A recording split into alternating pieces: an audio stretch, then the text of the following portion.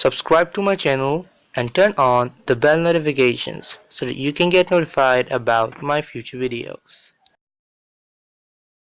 Guys, today my throat really hurts. That is why you will not be able to hear me clearly.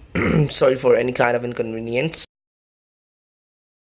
Hey guys, how are you? In today's video, I'm gonna talk about LG V40 ThinQ. So today, a teaser clip was released by LG on their YouTube channel, which shows that the LG V40 ThinQ will offer 5 cameras, 2 on the front and 3 on the back.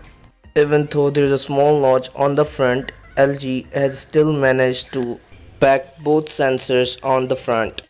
The LG V40 ThinQ design-wise resembles the LG G7 ThinQ. The notch is hidden this time by software for those who doesn't like it.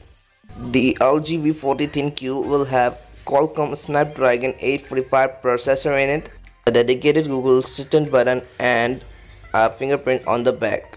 Only major change from the G7 ThinQ is the bigger 6.3-inch screen.